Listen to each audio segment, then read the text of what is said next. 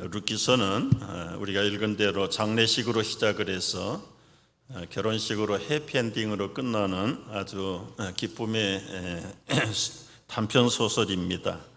이제 오늘부터 룻기서를 몇 주간 우리가 같이 묵상하고 나누게 되겠습니다.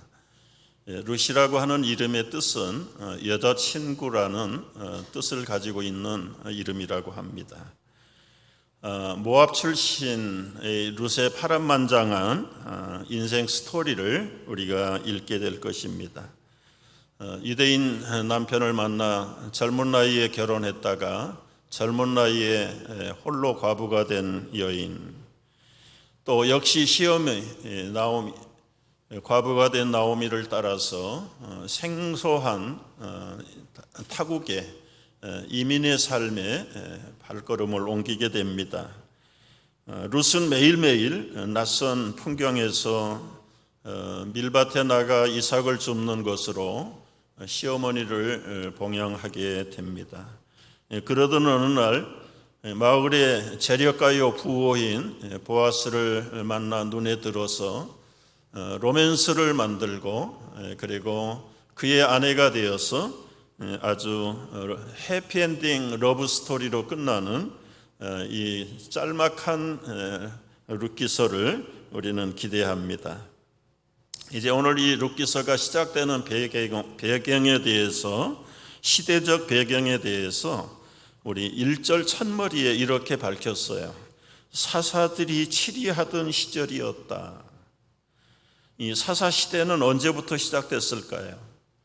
여호수아 장군이 가나안을 정복하고 지파에게 땅을 나눠주면서 어느 날 갑자기 110세가 된 여호수아가 죽습니다. 아마 죽을 걸 예상을 안 했던 것 같아요. 후계자를 세워놓지 않은 걸 보면 그렇습니다. 이제 후계자가 없는, 지도자가 없는 이스라엘 백성들은 오합지졸이 됐어요. 땅은 차지했지만 정부가 없는 나라가 돼버렸습니다. 그래서 사울 왕이 이스라엘의 초대 임금으로 설 때까지 무려 340년 동안을 무정부 상태에서 살았습니다. 여러분, 정부가 있고 강력한 경찰이 있는 미국에서도 폭동이 일어나고 경찰력이 힘을 쓰지 못할 때 일어나는 사태들을 한번 보십시오. 불법과 약탈과 방화와 파괴와 엄청난 끔찍한 일들이 일어나는데 정부가 없어요. 지도자가 없어요. 왕이 없어요. 그들을 이끌고 갈 만한 지도자가 없는 그런 무정부 상태에서 땅은 차지했지만 이스라엘 백성들이 평할 날이 없었습니다. 그런데 이 사사시대의 특징이 무엇인가? 오늘 이 사사시대를 살았던 사람들의 특징을 간단하게 성경은 우리에게 가르치는데, 여러분 성경을 한 장을 앞으로 넘겨보십시오. 앞으로 넘기시면 맨 끝에 이렇게 되어 있습니다. 한번 같이 읽어볼까요? 그때에 이스라엘에 왕이 없으므로 사람이 각기 소견에 오른 대로 행하였더라. 왕이 없는 나라, 정부가 없는 나라, 국방을 책임져야 될 지도자가 없어요. 국민들의 진로를 이끌고 나가야 될 우두머리가 없어요. 우두머리라고 무조건 나쁘다고 생각하면 안 됩니다. 목자 없는 양들을 보십시오. 어디로 가야 될런지 앞이 보이지 않습니다. 땅은 차지했지만 나라다운 나라를 세울 수가 없는 거예요. 더더구나 그 땅에 들어간 이 이민 차세대들, 이들은 혈통은 이스라엘 백성이지만 그 속은 완전히 이방인과 다름없습니다. 불신자입니다. 그 차세대들을 가르치지 않으면 우리의 후손들도 똑같은 경우를 만나게 될 것입니다. 배운 것이 없으니 저들은 자연적으로 우상을 섬길 수밖에 없어요. 자기 소견에 옳은 대로 살 수밖에 없습니다. 여러분, 이런 상황을 누가 먼저 알아차릴까요? 주변의 강대국들이 벌써 신생 이스라엘인지 뭔지 민족들이 모여 사는 그 땅에 호시탐탐 신경이 쓰여요. 차례대로 주변의 강대국들이 쳐들어옵니다. 짧게는 6년, 길게는 20년씩 가나안 땅에 있는 이스라엘 백성들을 억압.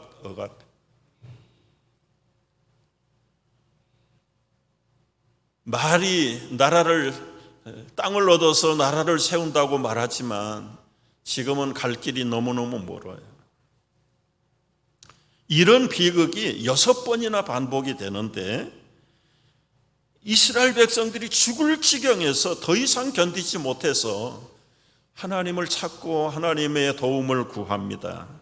그러면 그때 하나님이 그때마다 깡패 두목들 그리고는 겁쟁이 농부들을 불러다가 그 시대의 영웅을 만들어 가지고 12명의 사사들을 세워 가지고 그들을 못 살게 하는 주변의 국가들을 물리치고 그리고 모처럼 평화와 자유를 회복하게 해요.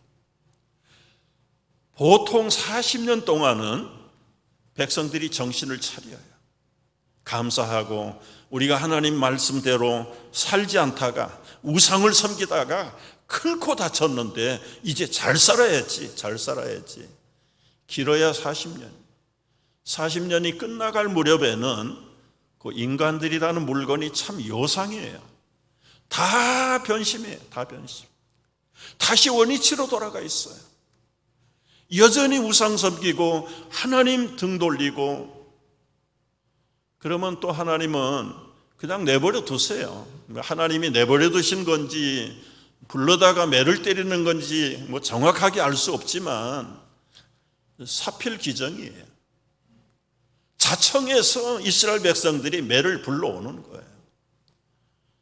그러면 강력한 부족들이 와가지고 다시 그 나라를 침략합니다. 그래서 6년, 8년, 15년, 20년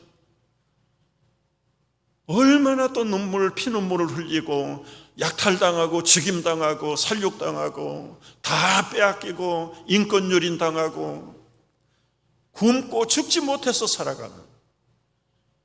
그러면 할 수 없이 또 하나님께 손을 들어요. 이 하나님은 제가 표현대로 쓸개가 없이 좋으신 하나님이세요.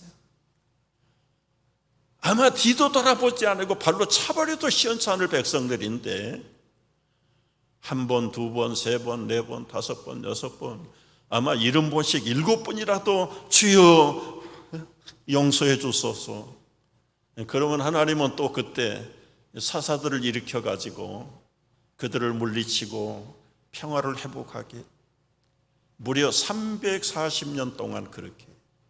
근데 이 340년 동안에 침략받은 횟수를 합해보면 100년 동안 침략당했어요. 100년 동안. 이게 사는 게 아닙니다, 여러분. 그냥 비근한 예로 줄이면 3일에 한 번씩 와서 침략받는 거예요. 어떻게 그게 하나님의 백성이라고 살겠어요? 이제 시대적인 배경이 사사들이 치리하던 때 설상가상으로 땅에 흉년이 들었다. 여러분, 이 흉년은 다반사로 일어날 수 있는 자연재해일 수 있습니다. 혹시 현대를 살아가는 우리 성도들 가운데도 흉년을 당한 사람들이 있어요.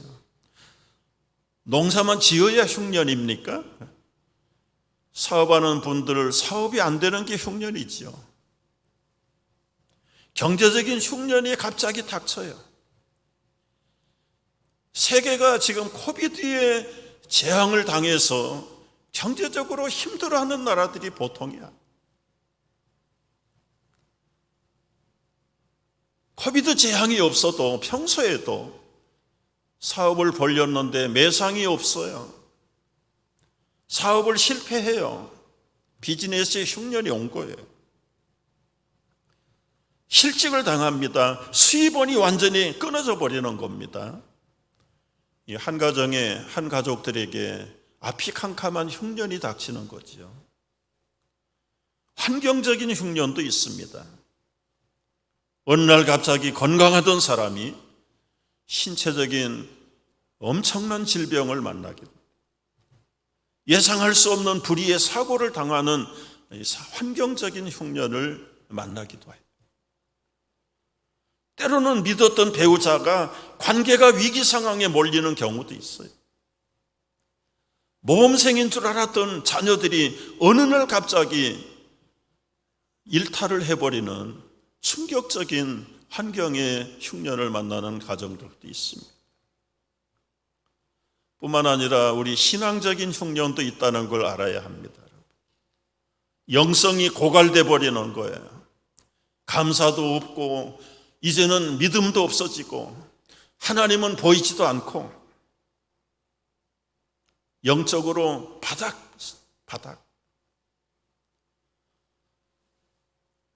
여러분, 인생은 마치 날씨와 같아서 언제나 해만 뜨는 거 아니에요. 폭우가 쏟아질 때가 있고 여름의 때 아닌 우박이 내리칠 때가 있고요. 그러나 1년 내내 폭우가 오고 벼락이 치는 건 아니에요. 꽃피는 계절도 있고, 문제는 이 흉년을 만났을 때 어떻게 대처를 해야 되는가, 이게 문제예요. 여러분들이 흉년을 만나거나 문제를 만났을 때 여러분의 대처 방법은 무엇입니까? 우리가 새생활 세미나를 하면서 이 문제를 만났을 때 나타나는 사람들의 반응이 있어요. 4가지 타입의 반응이 있습니다. 첫 번째는 문제를 문제로 인정하지 않으려고 그래요. 그래서 외면하고 돌아가요. 두 번째 타입은 비껴가는 사람입니다. 비껴가는 사람. 여러분, 피한다고 고름이 잘 되지 않아요. 세 번째는 나중에 처리하리라 하고는 몰라 하고 나는 돌아갈 거야. 그리고는 멀리 없던 걸로 인정을 하고 밀어놓고는 그냥, 여러분, 시간이 약이라고요? 시간이 가면 오히려 더 문제가 커진다는 걸 이 사람들은 모르는 거예요. 우리는 어떻게 대처를 해야 됩니까? 4번 타입이 우리가 기대해야 될 바람직한 대처 방안이에요. 힘들어도 문제를 관통해야 돼요. 그 문제를 맞서야 되는 거예요. 이 문제의 원인과 현상과 대처 방안이 무엇인가에 대해서 밤잠을 못 자고라도, 때로는 지혜가 모자라면 무릎 꿇고 피눈물을 흘리면서라도 그 문제에 대한 대안을 만들어야 되는 겁니다. 대개 보면 심성이 약한 분들, 의지가 약한 분들, 고생을 안 해본 분들은 문제를 만나면 1번에서 2번, 3번 중에 하나를 취합니다. 여러분은 어떤 타입입니까?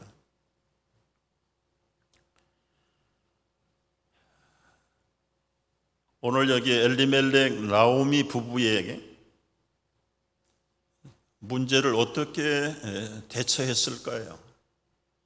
제가 보는 것은 이 나오미 부부는 2번 타입이죠. 2번 타입. 여러분, 1절 말씀을 보세요. 1절 말씀에 사사들이 치리하던 때 그 땅에 흉년이 들었다. 흉년이 왔는데 유대 베들레헴의 한 사람이 그의 아내와 2 아들을 데리고 그 흉년이라는 문제를 해결하려고 어떻게 대처했다고요? 모압 지방에 가서 거류했다. 거류는 영주로 간 게 아니에요. 그냥 잠시 스테이 하려고 문제 흉년을 피해서 모압 지방에 가서 임시로 피했다, 그런 뜻입니다. 그럼 목사님 말투가 흉년이 왔는데도 피한 것이 잘못입니까? 꼭 그걸 따져보고 싶은 눈치들이 보이는 거예요. 여러분, 뉴욕이 미국이 다 불경기에 바닥이고 굶어 죽게 생겼는데 여기서 굶어 죽어야 되겠습니까? 당연히 다른 대안을 만들어야죠. 빵이 있는, 쌀이 있는, 돈이 있는, 올림픽이 열렸다는 아틀란타로 많은 사람들이 몰려갔잖아요.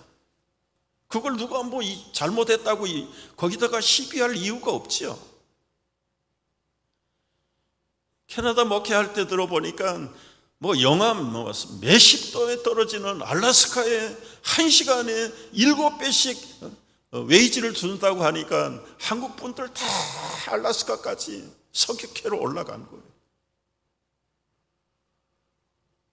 여러분, 그 시비할 이유가 없어요. 앉아서 당할 이유가 없지요.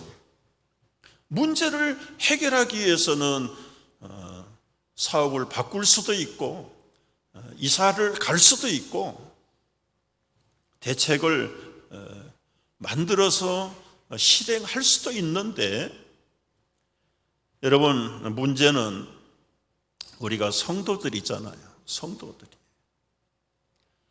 어떤 계획을 세우고 어떤 변화를 일으킬 때 우리가 반드시 잊지 말아야 될 원칙 하나가 있다는 걸 잊어버리면 안 되는 거예요. 그 원칙이 무엇입니까? 하나님께 물어야 되는 거예요. 여러분, 여기 엘리멜렉, 나오미 부부가 흉년을 만났습니다. 그들이 살고 있는 땅은 베들레헴입니다. 베들레헴은 물이 마르지 않는 곳이에요. 그런데 이 물이 마르지 않는 비옥한 베들레헴 땅에 흉년이 왔다. 이건 보통 심각한 이야기가 아니죠. 그래서 대책을 마련하기 위해서 이 부부들은 모압으로 잠시 우리 피하러 가자. 그냥 하나님께 묻지 않고 가는 거예요. 엘리멜렉이라는 이름의 뜻을 여러분 아시면 그 친구가 결정적인 실수를 했구나. 엘리멜렉은 하나님이 나의 왕이다. 물론 자기 이름을 자기가 지은 사람 없을 겁니다. 그 부모가, 할아버지가 붙여줬던지 어쨌거나 자기 이름이잖아요. 내 평생에 하나님을 왕으로 섬기라고 붙여준 이름이고, 그러다 보니까 나도 하나님을 왕으로 섬겨야 되겠다. 이름값을 해야 되겠다. 자기의 정체성인데 문제를 만나면 사람들이 자기 정체성을 잃어버리는 겁니다. 하나님이 왕이시라면 왕 대신 하나님께, 하나님, 지금 형편이 이런데 어떻게 할까요? 이 당면한 흉년을 어떻게 앉아서 당해야 되겠습니까? 물어봐야 되잖아요. 그래, 너 어디로 가려고 하느냐? 예, 소문에 듣기에는 저 모압이라는 나라에 먹을 게 많다는데 그저 잠시 그쪽에 가려고 합니다. 그래? 너 모압이 어떤 곳인지 알기는 알아? 알 리가 있나요? 여러분, 모압이 누굽니까? 그 롯이 소돔 심판할 때 겨우 몸만 빠져나왔잖아요. 두 딸들을 데리고. 그리고 큰 딸하고 관계에서 나온 아들이 모압이에요. 둘째 딸하고 나서 한 아들이 암몬이야. 이 모압과 암몬은 하나님의 총회에 들어올 수 없는 사람들. 그리고 이 하나님에게 버림받았다는 이 피해의식 때문에 그랬는지 몰라도 하나님을 섬기기는커녕 이 사람들은 인신제사를 드리는 사람들. 사람을 잡아다가 불에 태워가지고 자기들의 금오구 신 앞에 제사를 하는 민족들이 모압 사람들. 너 모압이 어떤 민족이나 아는? 그들이 어떤 신을 섬기는지 아니? 모릅니다. 모르면 너 율법 공부해. 구약을 좀 읽어봐. 여러분, 가르쳐줄 부모도 없고 스승도 없고 제사장도 없고 선지자도 없는 이 소견에 옳은 대로 사는 세상에 뭐를 알아야 하나님 앞에 묻기를 하고 대답을 듣든지 하지요. 이 사사들의 시대는 영적인 부재 시대입니다. 그러니 자기들이 자기 문제를 자기가 처리해야 될 수밖에 없는 그런 시대이지만 적어도 이름이 엘리멜렉이잖아요. 적어도 우리의 이름이 성도잖아. 성도. 하나님의 거룩한 백성들이잖아요. 거룩한 백성도 비즈니스 해야 먹고 살지요. 누가 비즈니스를 못하게 합니까? 다른 지역으로 옮겨가면 안 됩니까? 할 수 있어요. 할 수 있는데 원칙이 뭐라고요? 하나님께 먼저 물어보라는 거예요. 야고보서 4장 13절 이하의 말씀을 보시면 이런 말씀이 있어요. 다 같이 한번 읽겠습니다. 들으라, 너희 중에 말하기를 오늘이나 내일이나 우리가 어떤 도시에 가서 1년을 머물며 장사하여 이익을 보리라 하는 자들아, 내일 일을 너희가 알지 못하는도다. 너희 생명이 무엇이냐? 너희는 잠깐 보이다가 없어지는 안개니라. 너희가 도리어 말하기를 주의 뜻이면 우리가 살기도 하고 이것이나 저것을 하리라 할 것이오늘. 여러분, 크고 작은 모든 일에 하나님의 뜻인지 아닌지를 물어보라는 거예요. 물어보라는 거예요. 무조건 수입이 많다고 이게 정당한 사업인지 부정한 사업인지 묻지도 않고 돈에 눈이 멀어가지고 간다면 이 얘기를 들어야 되는 거예요. 장사를 하나님이 못하게 하셨습니까? 예수님은 달란트를 장사하는 걸 권장을 하셨어요. 자본금을 줘가지고 장사하게 만들었어요. 그게 달란트 비유입니다. 그게 요즘 말하는 시장 자본주의의 원리가 예수님으로부터 배운 거예요. 근데 문제는 무엇입니까? 사업을 하든 장사를 하든 무엇을 하든 직장을 구하든 하나님께 물어야지. 하나님의 뜻입니까? 우리는 수입이 많고 적음을 염두에 먼저 두지 말고, 비록 지금은 양에 차지 않아도 주님이 기뻐하는 사업이라면 그걸 붙들고 가는 겁니다. 아무리 많은 연봉을 받는다 해도 하나님이 기뻐하지 않는다면 과감하게 끊어야 되는 것이죠. 이게 믿음 아니겠습니까? 이 엘리멜렉 나오미 부부들은 하나님께 묻지도 않았어요. 그냥 떠나버린 겁니다. 아까 말씀드렸잖아요. 베들레헴이 흉년이 왔을 때는 세계 어디에도 다 흉년 온 거예요. 이 베들레헴이라고 하는 말이, 베트라는 것은 집이에요. 집. 레켐이라는 떡이에요. 그러니까 베들레헴은 떡집이에요. 떡집. 나중에 신약이 이야기합니다마는 영원한 인류의 영생의 떡이신, 하늘의 생명의 떡이신 예수님이 태어난 게 베들레헴이에요. 다윗의 고향이기도 해요. 그건 후대 시에 일어난 이야기니까 모른다 치더라도 이 베들레헴이라는 지명 하나만 제대로 묵상을 하면 이 흉년이 보통 흉년이 아니구나. 일반적인 흉년은 기후 변화입니다. 기후 변화. 비가 와야 될 시기에 비가 오지 않는 1차적인 그런 흉년이 보통 농민들이 당하는 흉년이지요. 흉년이. 1년, 2년, 3년 비가 안 온다. 그건 여러분 일반적인 기후 변화라고 보겠습니까? 구약 성경에는 하나님이 징벌을 내리실 때 1차 징벌이 흉년이에요, 흉년. 그러면 흉년이 왔을 때, 오지 말아야 될 지역에 베들레헴에 흉년이 왔을 때는 벌써 감을 잡아야 되는 겁니다. 이건 일반적인 기후변화의 흉년이 아니고, 가뭄이 아니고, 하나님을 노하게 해서 하나님께 징계를 받는 심판이다. 적어도 이 정도의 영성은 깨어 있어야 되지 않겠어요? 그런데 아까 말씀드린 대로 이 가나안의 정복에서 들어간 이스라엘 백성들은 제사장도 없고 선지자도 없고 왕도 없고 여호와를 가르쳐줄 부모들도 광야에서 다 죽어버리고 없어요. 완전히 혈통만 이스라엘이지 영적으로는 깜깜한 백성들이에요. 깜깜한 백성들. 그래도 우리가 아브라함의 후손이라면, 하나님의 선민이라면 선민다운 그 원리를 찾아야 될 거 아니에요.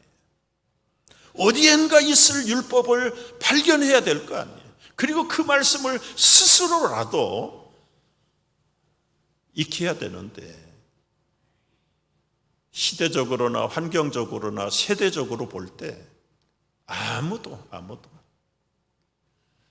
그야말로 소견에 오른 대로 살아버리는 사람.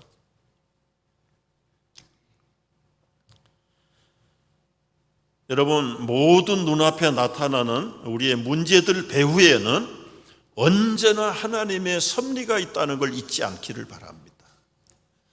어떻게 보면 우연일 수 있고 어떻게 보면 다 당하는 것일 수 있지만, 그러나 믿음의 눈을 가진 사람들은 표면에 나타나는 문제 뒤에 감추어진 하나님의 손길을 읽을 수 있어야 될 줄 압니다. 이게 성도고 이게 깨어있는 사람들의 모습이에요. 엘리멜렉 부부가 이제 묻지 않고 흉년을 피해서 모압 지방에 임시 체류하러 갔습니다. 결과가 어떻게 됐습니까?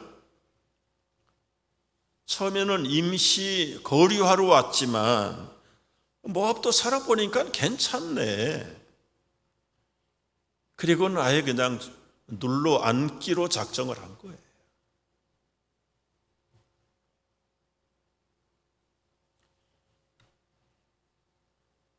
베들레헴의 자리를 지키지 못하고 모압으로 피해왔던 이 엘리멜렉 나오미 가정에 어느 날 예고 없이 그 가정의 가장인 엘리멜렉이 급사를 해버립니다. 여러분, 나이가 많지 않았을 거예요. 두 아들들이 아직도 장가를 안 간 정도의 그 아버지의 나이가 얼마나 됐을까요? 그 가정의 기둥이 무너지는 겁니다. 나오미는 이름이 기쁨이에요. 기쁨의 나오미가 기쁨을 잃어버린 거지요. 여러분, 배우자를 잃어버린 사람들을 경험하지 않는 사람들은 어떻게 그 심정을 알까요? 그야말로 하늘이 무너진 것과 다름없는 나오미의 어두운 삶이 시작됩니다. 그런데 이 나오미도 기쁨의 이름을 유지하려면 그 기쁨의 비결의 근원이 무엇인가를 알아야 되는데 부창부수 같아요. 남편이 모르니까 나오미라도 알아야 되는데 나오미도 그걸 모르고 다른 방법을 변화를 시도해요. 두 아들 남은 거 이제 결혼이라도 시켜보자. 그래서 남편 잃은 빈자리를 두 아들들의 결혼으로 채웁니다. 여러분, 이제 가정에 새 사람이 들어올 때 얼마나 기뻐요. 사위가 들어온다든지 며느리가 들어와서 그 가정이 아주 든든하지요.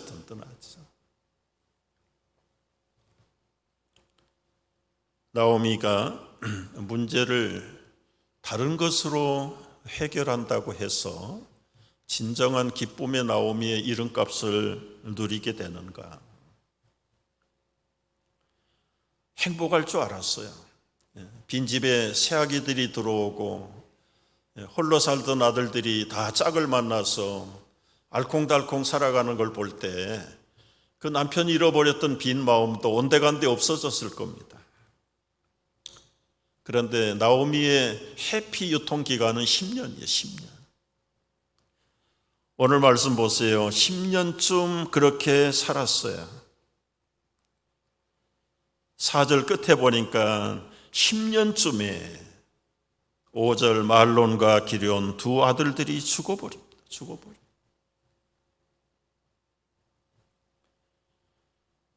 여러분, 문제가 있다면 회피하면 안 돼요. 뭐 시간이 10년 지나서 아무 일이 없었다고요? 10년 후를 누가 압니까? 내일 일도 모르는 인생인데. 그런데 그 모르는 그 짧은 그 기간을 자기의 해피타임이라고 착각하면 안 돼요. 목사님, 그러면 성도가 불안해서 어떻게 삽니까? 언제 무슨 일을 당할런지 그렇게만 늘 불안해하면 어떻게 해요? 그러나 여러분, 적어도 저님과 늘 교통하는 믿음의 삶이 있으면 어떤 일을 만날지라도 시지 말로만 믿지 않는 사람들도 하늘이 무너져도 솟아날 구멍이 있다는데, 하늘을 창조하고 인생을 통치하시고 섭리하시는 하나님과 친한다면 여러분, 문제가 문제될 게 아무것도 없어요. 비록 내 생명이 이 세상에서 끝난다 할지라도 그게 절망이고 패배로 허무로 끝나는 것입니까? 여러분, 돌이켜 생각해 보세요. 흉년을 누가 좋아할 리가 있어요? 그런데 흉년이 다 나쁜 것만 아니에요. 집 나간 둘째 아들아 기억나십니까? 그 아들이 허랑방탕하다가 언제 정신 차려요? 흉년을 만났을 때 정신 차리는 거예요. 흉년 만나서 도저히 몸 하나 입 하나 붙일 곳이 없어서 아버지 집을 생각하는 거예요. 아버지의 품 안을 생각하는 거예요. 내가 이 흉년에 이제는 굶어 죽게 생겼구나. 아버지께로 돌아가자. 아버지의 집에 가서 종의 한 사람으로 사는 것이 오히려 이 땅의 행복한 삶보다 낫겠다. 둘째 아들이 돌아오게 된 계기는 흉년입니다. 그 흉년이 둘째 아들에게 축복이에요. 축복이에요. 여러분, 때로는 원치 않는 흉년을 만나고 어려운 사고를 만나고 불행한 일을 만났어요. 실패를 만났다고 쳐요.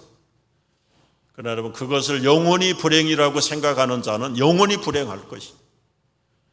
그러나 그 불행이, 그 흉년이 나에게 거울 교훈이 될 수 있다. 이대로 만족할 삶을 살 수 없다면 실패의 거울을 통해서 새 교훈을 받고 새로운 인생을 바꿔갈 수 있게 되기를 바랍니다. 여러분, 지금 대책이 없다, 문제가 없다, 발등에 떨어졌다, 어떻게 해야 됩니까? 해답은 다음 시간을 기대하시라. 오늘 우리가 부를 찬송가에도 약간의 힌트는 있습니다. 우리 일어나서 543장을 부르겠습니다.